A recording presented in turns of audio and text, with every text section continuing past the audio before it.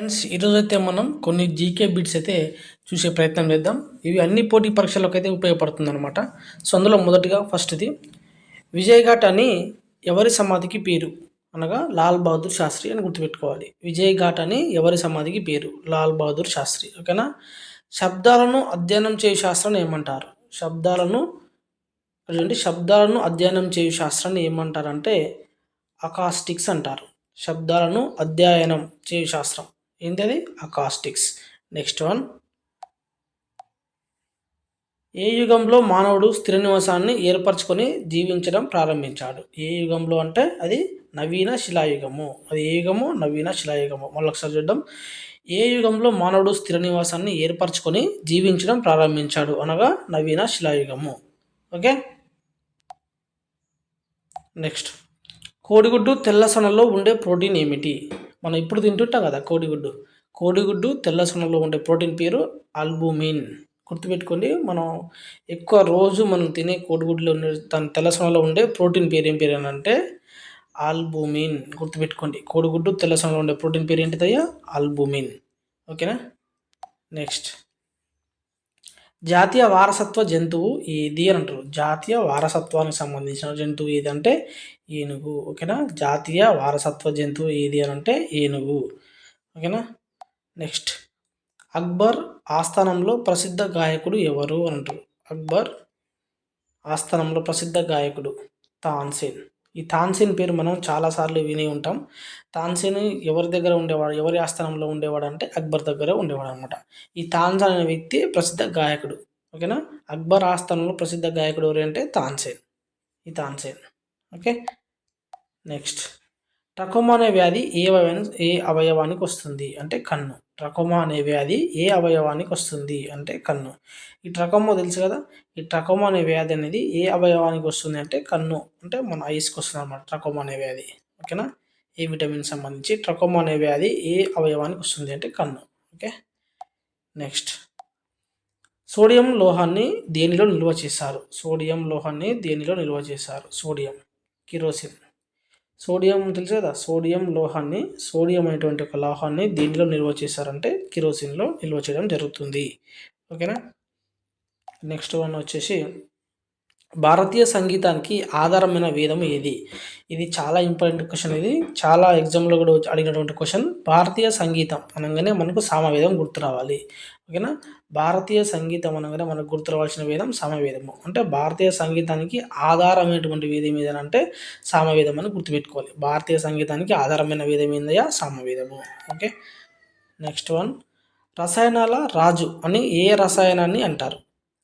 Wrong word చూడండి. Okay. రసాయనాల రాజు అని ఏ రసాయనాన్ని అంటారు? అది సల్ఫ్యూరిక్ ఆమ్లం. ఏందది? సల్ఫ్యూరిక్ ఆమ్లం H2SO4. దట్ ఈస్ కాల్డ్ రసాయనాల రాజు అని ఏ రసాయనాన్ని అంటామంటే సల్ఫ్యూరిక్ ఆమ్లం H2SO4. మనం బాగా ఇంటర్మీడియట్ ఆ స్థాయిలో ఉన్నప్పుడు, ఈ 10th క్లాస్ ఆ స్థాయిలో ఉన్నప్పుడు కూడా ఈ సల్ఫ్యూరిక్ ఆమ్లం పేరు బాగా వింటాం. ఇది వినకున్నా సరే H2SO4 అనేది బాగా గుర్తుంటుంది. సో ఈ రసాయనాలకే రసాయనాల రాజు అని ఈ H2SO4 అంటాం. ఈ H2SO4 అందరికీ ఈజీగా గుర్తుంటుంది అనమాట. సో రసాయనాల రాజు అని ఏ రసాయనం అంటాం? H2SO4. ఓకేనా. నెక్స్ట్ వన్ వచ్చేసి, పాలను పెరుగుగా మార్చే ఎంజైమ్ రెనిన్. పాలను పెరుగుగా మార్చే ఎంజైమ్ అంటారు కదా. ఎంజైమ్ బ్యాక్టీరియా కాదు, ఎంజైమ్. పాలను పెరుగుగా మార్చే ఎంజైమ్ ఏదంటే రెనిన్.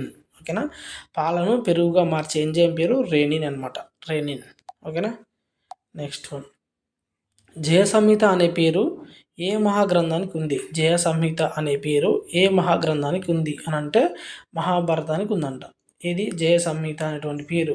జయ సంహిత అనే పేరు ఏ మహాగ్రంథానికి ఉంది? క్వశ్చన్ మహాభారతానికి ఉన్నటువంటి పేరు అని కూడా అడగవచ్చు. జయ సంహిత అంటే మహాభారతం భాగవతం అవి ఉంటాయి కదా, రామాయణం.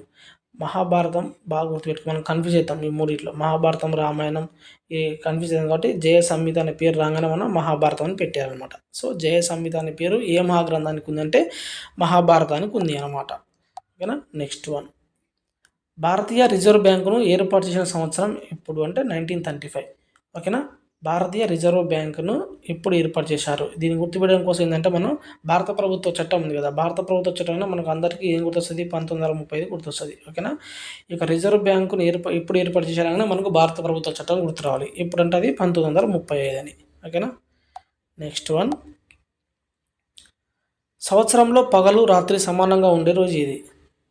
సంవత్సరంలో పగలు మరియు రాత్రి ఒక సంవత్సరంలో పగలు మరియు రాత్రి అంటే డే అండ్ నైట్ అనేది సమానంగా ఉంటాయి అన్నమాట. అది ఎప్పుడంటే March 21. మనకి ఎండాకాలం సెలవు ఎప్పుడు వస్తాయి? మార్చిలో వస్తాయి. మనం మార్చిలో బాగా ఆడుకుంటాం కదా, అంటే మార్చిలో టైం ఎక్కువ స్పెండ్ చేస్తాం కాబట్టి డే అండ్ నైట్ ఈక్వల్గా ఉంటుందని మనం గుర్తుపెట్టుకోవాలి. ఇప్పుడు అది March 31. ఓకేనా? నెక్స్ట్ వన్, హైదరాబాద్లో నిజాం కళాశాలను ఎప్పుడు ప్రారంభించారు? 1887. ఓకేనా? హైదరాబాద్లో నిజాం కళాశాలను ఎప్పుడు ప్రారంభించారు? హైదరాబాద్లో నిజాం కాలేజ్, బాగా మనం నిజాం కాలేజ్ పేరు వింటూనే ఉంటాం కదా. సో హైదరాబాద్లో నిజాం కళాశాలను ఎప్పుడు ప్రారంభించారంటే 1887లో ప్రారంభించడం జరిగింది. ఓకేనా? హైదరాబాద్లో నిజాం కళాశాలను ఎప్పుడు ప్రారంభించారంటే 1857. మనకు దీన్ని సింపుల్ ఎట్లంటే మనకు సిపాయిల తిరుగుబాటు ఎప్పుడు జరిగింది? 1857లో జరిగింది. సో సిపాయిల తిరుగుబాటు జరిగిన 30 సంవత్సరాలకు ఈ యొక్క నిజాం కళాశాలను ఏర్పరచడని ర్యాండమ్గా గుర్తుపెట్టుకుంటే మనకి ఏమైతుందంటే ఈ 1887 అనేది మనకి ఈజీగా గుర్తుంటుంది. సో 1857 సిపాయిల తిరుగుబాటు, జరిగినటువంటి 30 సంవత్సరాలకి ఈ యొక్క నిజాం కళాశాల అనేది ఏర్పడడం జరిగింది అని గుర్తుపెట్టుకోవాలి. ఎప్పుడు? 1887లో ఏర్పడింది నిజాం కళాశాల. ఓకేనా? నెక్స్ట్ వన్ వచ్చేసి, నిజాం కాలంలో అలిసిక్క రూపాయిని ప్రవేశపెట్టింది ఎవరు?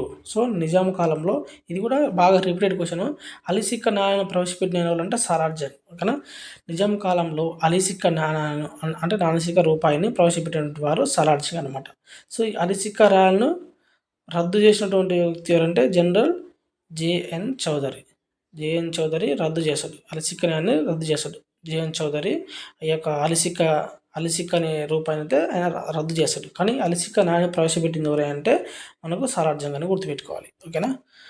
ఓకే. నెక్స్ట్ వన్ వచ్చేసి 1932లో గాంధీ అంబేద్కర్ మధ్య కుదిరిన ఒప్పందం, పూనా ఒప్పందం. ఆయన ఎర్రవాడ జైల్లో ఉన్నప్పుడు మళ్ళా ఈ రిజర్వేషన్ల కోసం జరుగుతుంది కదా పోరాటం. సో ఆ టైంలో వచ్చిందే ఈ యొక్క పూనా ఒప్పందం అనమాట. సో 1932లో జరుగుతుంది ఇది. 1932లో ఈ ఒప్పందం గాంధీకి అంబేద్కర్ మధ్య ఒప్పందం ఎప్పుడు జరిగిందని కూడా క్వశ్చన్ అడగవచ్చు అనమాట. సో గాంధీకి అంబేద్కర్ మధ్య ఒప్పందం అనేది 1932లో జరిగింది. ఎక్కడ జరిగిందంటే అది పూనా ఒప్పందం. దాని పేరు ఏమంటే పూనా ఒప్పందం అనమాట. సో ఎర్రవాడ జైలు ఆ టైంలో గాంధీజీ జైల్లో పోతారు కదా, ఆ టైంలో అనమాట. అది గాంధీజీకి మరి అంబేద్కర్ మధ్య కుదిరిన ఒప్పందం పేరే పూనా ఒప్పందం అనమాట. గుర్తుపెట్టుకోండి, గాంధీజీకి అంబేద్కర్ మధ్య జరిగిన ఒప్పందం పూనా ఒప్పందం. ఎప్పుడు జరిగింది? 1932లో జరిగింది. ఈ ఇయర్ కూడా ఇంపార్టెంట్ అనమాట. సో 1932లో జరిగింది. ఓకేనా? నెక్స్ట్, నారాయణ శతకం రచించిన కవి బమ్మెర పోతన. నారాయణ శతకం రచించినటువంటి కవి ఎవరు అంటే నారాయణ శతకం అనగానే మనకు బమ్మెర పోతన గుర్తు. నారాయణ బొమ్మెర పోతన. ఓకేనా? నారాయణ శతకం రచించిన కవి బమ్మెర పోతన. ఓకేనా? నెక్స్ట్ క్వశ్చన్ చూసినట్టయితే, పెన్సిల్ బ్యాటరీలో ఉపయోగించే ఖనిజం ఏమిటి? పెన్సిల్లో మరియు బ్యాటరీలో ఉపయోగించే ఖనిజం గ్రాఫైట్. మనకు బ్లాక్ కలర్ ఉంటుంది కదా, దాన్ని గ్రాఫైట్ అంటామన్నమాట. సో అది పెన్సిల్లో కానీ మరి అదేవిధంగా బ్యాటరీలో కానీ ఉపయోగించే ఖనిజంగా మనం దీన్ని వాడతామంటే గ్రాఫైట్ని వాడతాం అనమాట. సో ఇది గుర్తుపెట్టుకున్న అంశం ఇది కూడా. ఏంటంటే పెన్సిల్ మనం రెగ్యులర్ యూజ్ చేస్తుంటాం, బ్యాటరీ కూడా యూజ్ చేస్తుంటాం కదా. సో మరి ఈ రెండిట్లలో కూడా ఉపయోగించే ఖనిజం అన్నట్టు ఇక్కడ. ఖనిజం అనగానే మనకు గ్రాఫైట్ గుర్తు రావాలి. గ్రాఫైట్ ఖనిజం అని మనకు గుర్తు రావాలన్నమాట. ఓకేనా? పెన్సిల్ బ్యాటరీలో పెంచే ఖనిజం ఏంటిది? గ్రాఫైట్ అనమాట. ఓకేనా? నెక్స్ట్ క్వశ్చన్ చూసినట్టయితే, రాజ్యాంగంలోని ఆదేశిక సూత్రాలు న్యాయపరమైనవి కావు అని తెలిపే ఆర్టికల్. ఆదేశిక సూత్రాలు ఎక్కడున్నాయో తెలిపే ఆర్టికల్ కాదు మనకు చెప్పేది. ఆదేశిక సూత్రాలు అనేటివి న్యాయపరమైనవి కావు అని తెలిపే ఆర్టికల్ ఏంటంటే ఆర్టికల్ 37. ఆర్టికల్ 37 ప్రకారం ఏంటంటే ఈ ఆదేశిక సూత్రాలు అనేటివి న్యాయపరమైనవి కావు అని తెలుసు అనమాట. ఓకేనా?